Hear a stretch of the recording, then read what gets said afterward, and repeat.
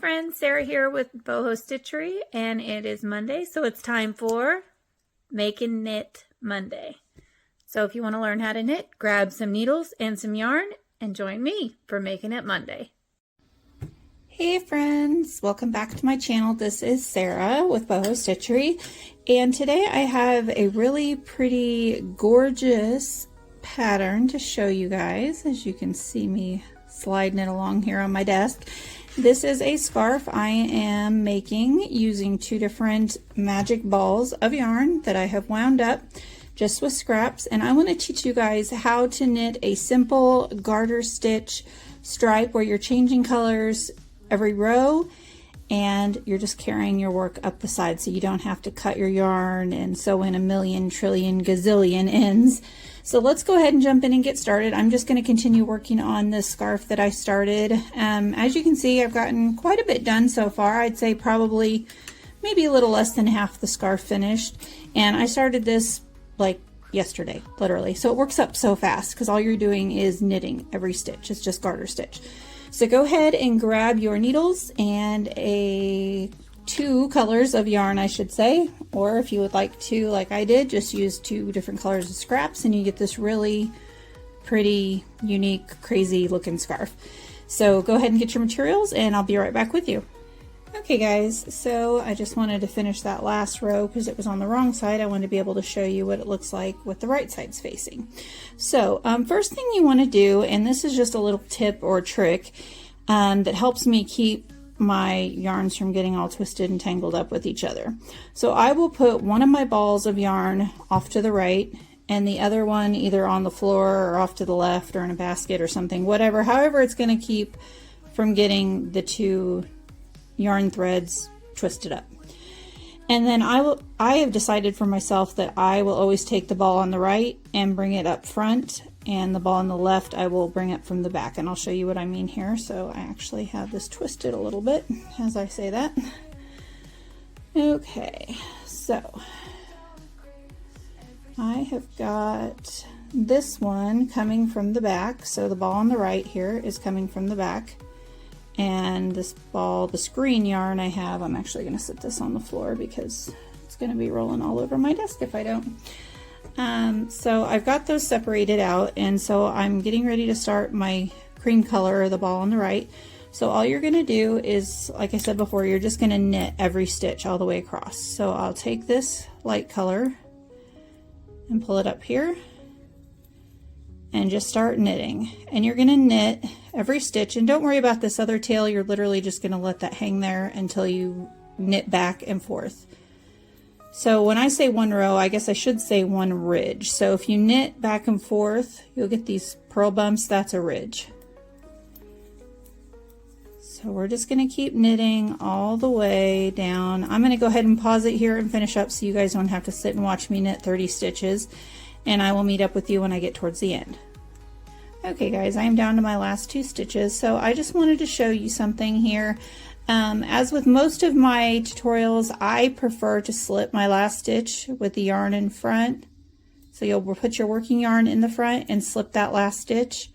You don't have to, but it makes it a whole lot easier when changing colors. So we're going to go ahead and do that. And then turn, and this is technically the back side of your work. You can tell it looks a little bit different. And then we're just going to knit again all the way down to the end.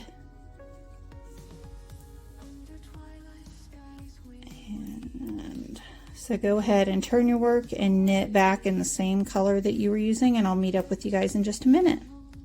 Okay guys, again, we're back down to my last few stitches here.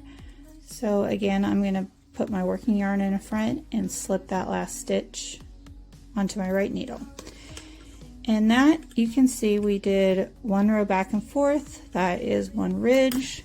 And now we're ready to switch to our new color. So I'm going to drop this cream color I've been working with and just kind of sit that ball out of the way. I'm going to pick up this yarn here in front, and I'm going to begin knitting it with this color. And that's all you do, guys. You're just going to change colors every front and back, so technically 2 rows you're going to be switching colors. but it helps that you don't have to sit there and cut your yarn and weave in all these ends. And the great thing about doing this project with these magic balls of yarn is when you run out, you can literally just grab some more scraps and just tie it onto your magic ball. So you'll get completely wild, crazy, funky color combinations, but I love it. If you're someone who likes more order, I guess, and consistency, then by all means just pick two separate colors. I've also done this with mandala cakes, which I think is a weight 3 yarn, so it's a little thinner, so it might take a little bit longer. But if you pick two different colors, they're variegated, and so you get some really pretty, interesting color combinations. Or you could take a magic ball or one of those variegated yarns that has slow color changes and pair it with like a black or white or solid color of any kind would look really pretty also.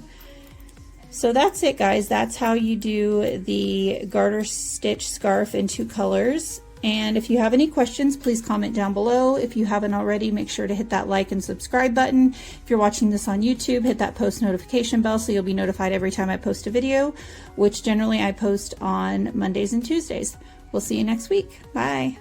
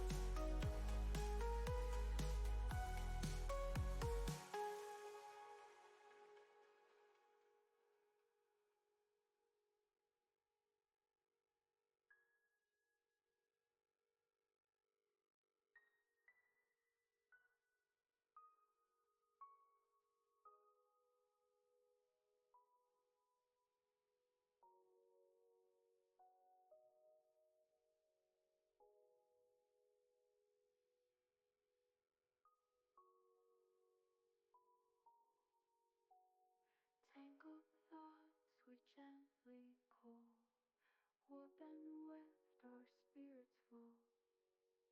Through the loops our secrets